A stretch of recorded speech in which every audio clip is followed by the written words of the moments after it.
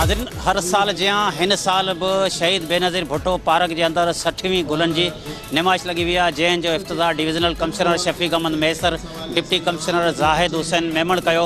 उन खां अलावा मिरपुर ख़ासि शहीद बेनज़ीर भुट्टो पार्क में जो गुलिस्तान बल्दिया पार्क में जो अॼु फ्लावर शो लगी रहियो आहे, इन जा मुख़्तलिफ़ जेके भी स्टॉल लगा आहिनि, को शुगर मिलन जो लगो आहे, को प्राइवेट स्कूलों जो लगो आहे, या डिप्टी कमिश्नर जो लगो आहे, या कुछ ओताकनि था जो गुल खणी आहिनि उन लॻा उन्हनि जो डिप्टी कमिश्नर ऐं कमिश्नर उन खां अलावा जेका मिरपुर ख़ासि जा सियासी समाजी अॻुवान सभिनी जो जेको विज़िट कयो उन हवाले सां अचो त हिते जेके आयल आहिनि या मेडिकल जो स्टूडेंट आहिनि उन्हनि सां ॻाल्हि ॿोल करियूं या कमिश्नर आहे उन सां ॻाल्हि ॿोल करियूं। जो छा चवणु तव्हां माशाल्लाह ॾिठो त हे अॼु असां वटि हिते तक़रीबन 60th फ्लावर शो जी इनॉग्रेशन थी आहे ऐं मिरपुर ख़ासि में अनफॉर्चुनेटली जेके मौक़ा आहिनि एंटरटेनमेंट जा पब्लिक जे लाइ उहे तमामु घटि आहिनि, तंहिं करे हीअ हिकिड़ी बहार जी आमद जे हवाले सां हीअ असांजो हिते जो ट्रेडिशन आहे त मिरपुर ख़ासि में हूअं जीअं मैंगो शो लॻे थो ऐं फ्लावर शो वग़ैरह, त इहे इन में कुझु माण्हुनि खे एंटरटेनमेंट जो मौक़ो मिले थो ऐं उन ई हवाले सां माशाल्लाह अॼु सभिनी मुख़्तलिफ़ डिपार्टमेंट्स, प्राइवेट स्कूल्स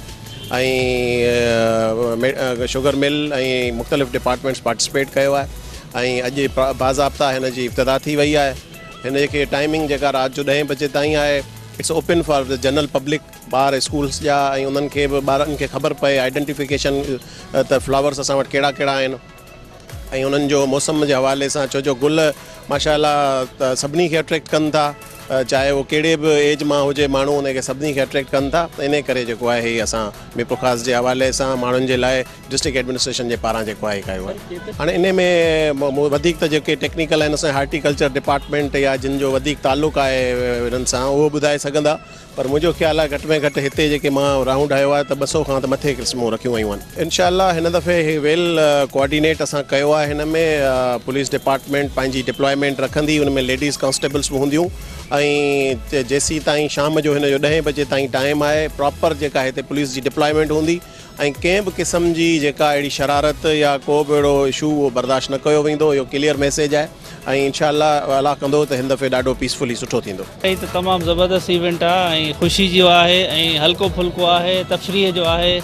ऐं मतिलबु इहो आहे त गुल अहिड़ी शइ आहिनि जेके ॾिसी हर माण्हू, नंढो ॿार हुजे, औरत हुजे, मर्द हुजे, पोड़ो हुजे, जवान हुजे, हर माण्हू जी कमज़ोरी आहे ॾिसी ख़ुशि थो थिए ऐं हिन क़िस्म जा जेके इवेंट्स आहिनि उहे हर जॻह ते थियणु खपनि। पर मिरपुर ख़ासि इहा ख़ूबी आहे त हिते सालनि खां वठी इहा हिकिड़ी रवायत आहे त मैंगो शो, मैंगो फेस्टिवल थियो या फ्लावर शो, इहा हिकिड़ी हिते आहे रवायत आहे ऐं असांजी ख़ुशी आहे त असां हिन रवायत खे ज़िंदा रखूं था। इंशाअल्लाह ताला अॻियां जेके ईंदा एडमिनिस्ट्रेटर उहे बि हिनखे रखंदा। घर में गुलनि जी नुमाइश करणु थोरो मुश्किल आहे, उते ॿिया इलाही इवेंट्स थी सघनि था, कल्चर जा इवेंट्स थी सघनि था। उनमें मां जॾहिं सेक्रेटरी फॉरेस्ट जो कुझु वक़्तु मूं वटि हो महकमो हो त उते मूं पहिरियों इहो कमु कयो त नर्सरी उते मूं क़ाइमु कराई जंहिंमें असांजो इंडिजीनियस जेके स्पीशीज़ आहिनि, जंहिंमें रोहिड़ो आहे, निम आहे, कंडी आहे, बबुर आहे, ॿेर आहे, जामरी ॿेर, तव्हांखे त नालनि जी बि शायदि ख़बर न हूंदी, त उन्हनि जी नर्सरी उते क़ाइमु कराई सूरनगर पार्कर में ऐं इन क़िस्म जा इवेंट्स उते थी सघनि था जंहिंसां उते उहा प्लांटेशन थी सघे थी, उहे दरख़्त लॻी सघनि था जेके पाणी तमामु घटि खणनि।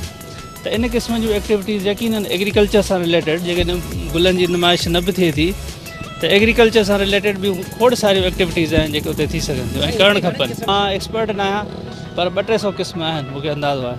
हुन में कुझु वण बि आहिनि ऐं कुझु ॿूटा आहिनि, फॉरेस्ट डिपार्टमेंट जा आहिनि, हार्टिकल्चर आहे, प्राइवेट स्कूल्स कॉलेजिस आहिनि, त मक़सदु गुल बि आहिनि, में ॿूटा बि आहिनि ऐं दरख़्त बि आहिनि। उनजे लाइ बाक़ाइदे लेडी पुलिस आहे, स्पेशली लेडीज़ जी एंट्री जेका आहे असां थ्रू पुलिस सर्च थींदी ऐं उन में टाइमिंग्स असां रखिया आहिनि। फैमिली जो टाइम अलॻि आहे ऐं मर्दनि जो टाइम अलॻि आहे ऐं इंशाअल्लाह ताला कोशिशि इहा आहे त फुल प्रूफ सिक्योरिटी अरेंजमेंट्स थियनि।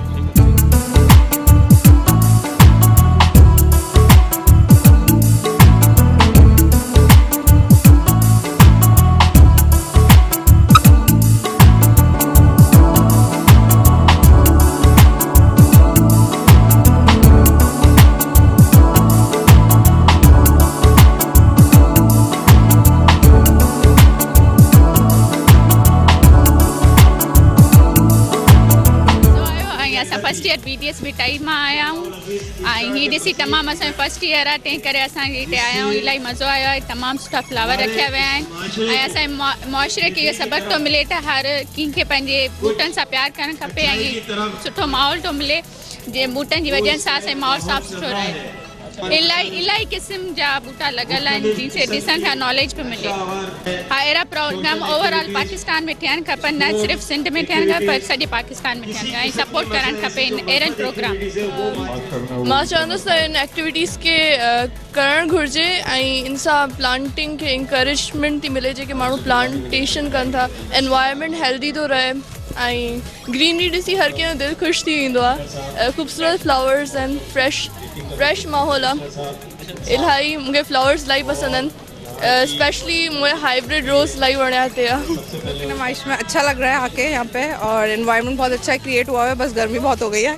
बाकी डिफरेंट टाइप्स ऑफ फ्लावर्स हैं यहाँ पे और अच्छा एक्सपोजर, मतलब ऐसी एक्टिविटीज़, हेल्दी एक्टिविटीज़ होनी चाहिए।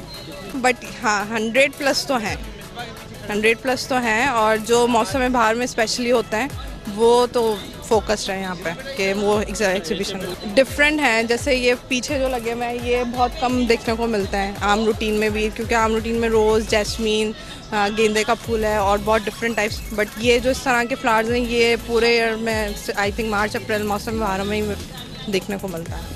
ॾाढो मज़ो आयो, अहिड़ा प्रोग्राम थियणा खपनि। मीरपुर ख़ासि में त असां फस्ट टाइम हिन में आया आहियूं, इन करे असां हिते BDS जा फस्ट ईयर जा स्टूडेंट आहियूं, डेंटल मिठाई एंड डेंटल कॉलेज जा। त अहिड़ा प्रोग्राम थियणा खपनि, मज़ो आयो। सभु फ्लावर ॾाढा सुठा हुया और हिननि सां ॾिसी करे माइंड फ्रेश थी वियो आहे। ॾाढो सुठो लॻो असांखे, अहिड़ा एग्ज़िबिशन थींदा रहनि। थैंक्स टू जंहिं करायो आहे उन्हनि लाइ, उन्हनि खे थैंक्स कंदासीं। ॾाढो सुठो लॻो असांखे हिते अची। प्रोग्राम अहिड़ा थियणु घुरिजनि, इन में जेको न बहुत जेको एंटरटेनमेंट थींदी आहे, मज़ो ईंदो ॾाढो इलाही। असांखे इलाही मज़ो थो अचे ॾाढो।